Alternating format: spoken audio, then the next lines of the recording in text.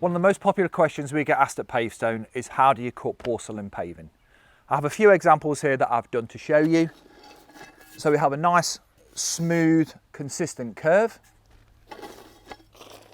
A popular cut on a patio is around the waste pipe coming out of the house.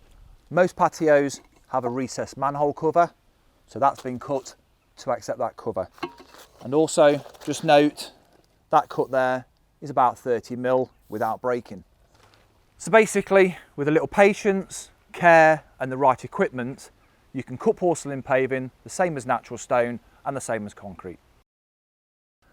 When using any powered cutting equipment, there is an element of risk. Therefore, it's essential that the safety equipment is used. Eye protection, glasses or goggles, gloves, ear protection. I'll be using these plugs, but you can get the cans that go over your ears, just as good, and a dust mask. And it's essential that it is an FFP3 grade mask. There are many different types of equipment that you can use for cutting porcelain paving. The first one being a table saw or a bridge saw. It's ideal for cutting straight cuts on a larger project. The second option is this piece of equipment, petrol driven cut-off saw with a water-filled dust suppression tank. It suppresses the dust during the cutting and that water keeps the blade and the slab cool. The third option is a standard angle grinder.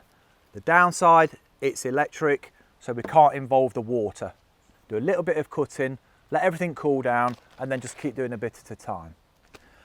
The final point I need to talk to you about is the blade. So this is a segmented diamond tip blade. Ideal for natural stone, block paving, concrete, those sort of products. It's the wrong blade for cutting porcelain paving. What you need to purchase is a continuous rimmed diamond tip blade. The benefit of this is it will reduce considerably the amount of slabs that crack during the cutting, and it will leave a much sharper finish along the cut line. So I've talked about everything, the equipment, the blades, the health and safety. I'm now going to show you how to cut porcelain paving.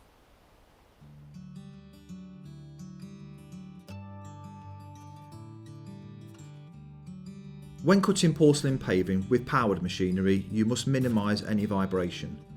An old pallet and some rubber matting will do the job, or a bit of old carpet will work just as well as a rubber mat.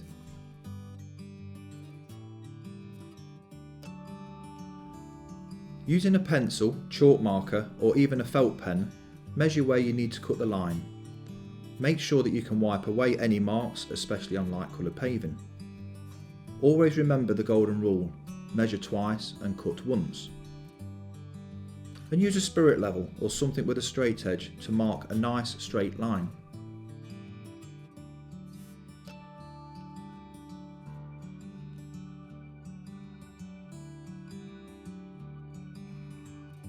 First, using the cutter, score along the line.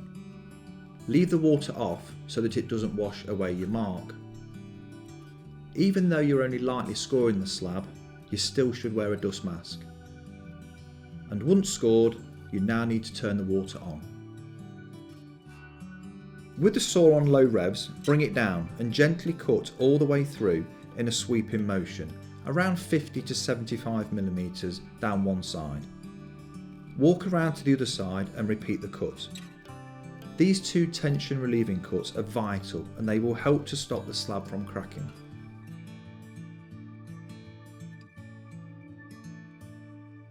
Now join up both cuts. Don't apply any pressure with the saw, just let the blade do all the work.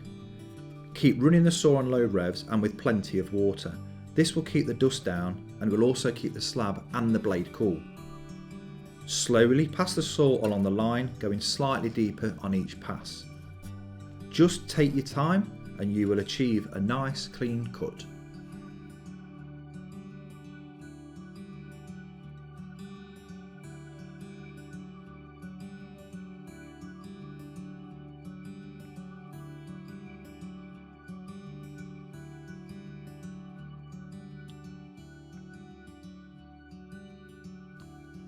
So that's how you do the cut properly. This will show what happens when you try to do the cut too quick and without water. Without doing the first cuts that I demonstrated earlier, there's a high chance that this slab could crack at any moment. This is using the right blade, but at the same speed and using the same amount of pressure as I would if I was cutting natural stone or concrete. Plus, I'm not cutting with water to help suppress the dust and keep the blade and the slab cool.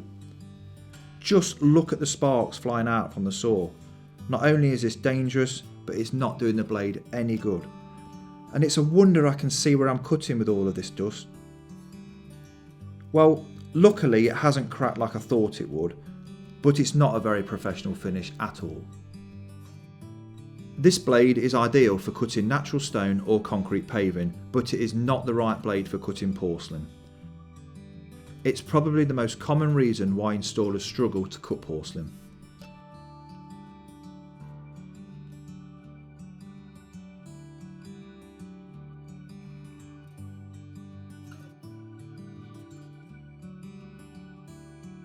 Again, showered with sparks, covered in dust, and an even rougher finish on the edge.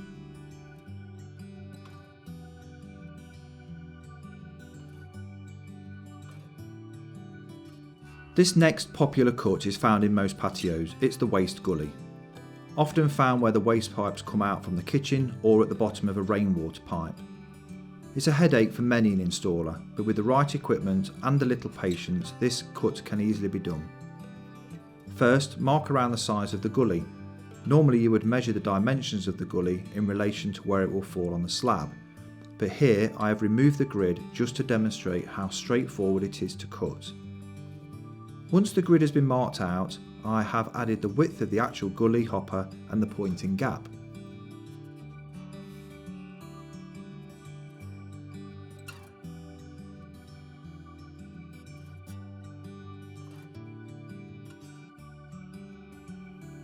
And just in case you may get distracted, draw a little arrow to remind which line needs cutting.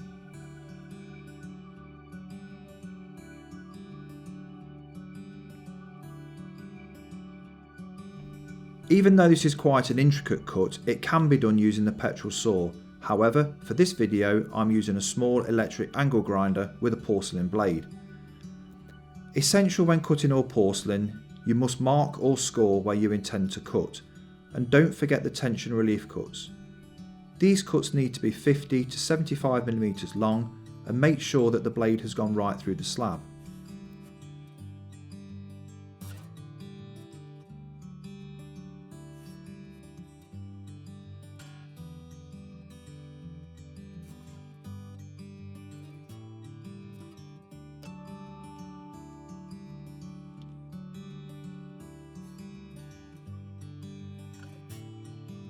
Don't worry, the blade isn't loose, it's just the camera close up and that the grinder is running at low revs. It is however a good idea to check the tightness of the blade regularly, but always unplug the grinder first. As you can see, I am gently passing the blade along the lines, all the time allowing the blade to cut slowly deeper into the slab.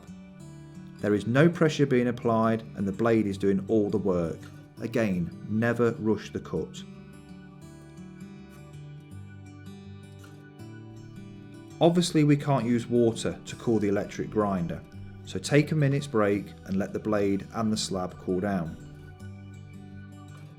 Take extreme care when cutting into corners to avoid any overcutting.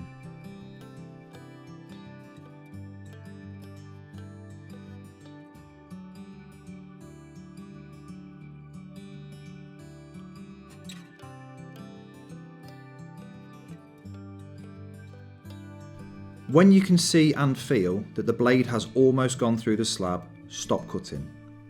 Slide the slab to the edge of the pallet, which will give you better access to cut all the way through.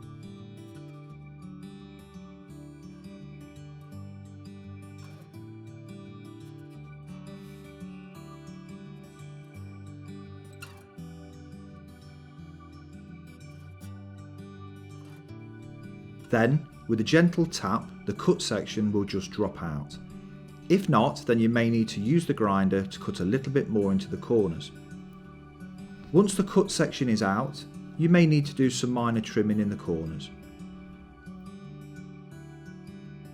As you can see, the blade is starting to spark again, so put the grinder to one side and let it cool down.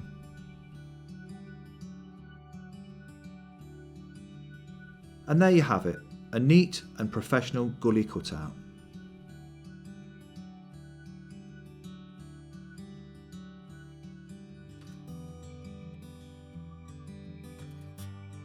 Cutting a curve sounds daunting, but it's just as simple as cutting a straight line. You just need to take a little bit more time. As before, lightly mark or score the cutting line without the water on.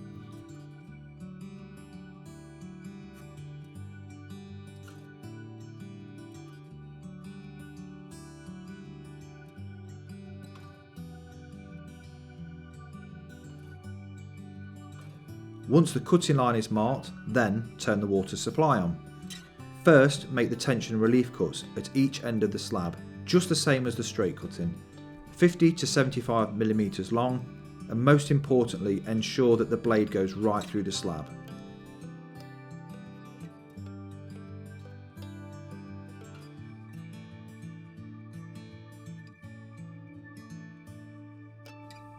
Slowly pass the blade along the cut line, keeping the revs low.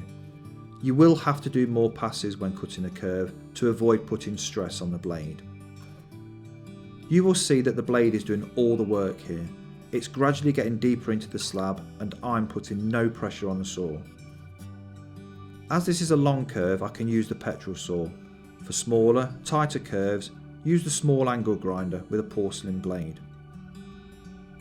Some installers will overlay the patio, which is basically making it slightly larger than it needs to be, and then, as soon as you can walk on the paving, the whole curve is marked out and is cut in one go.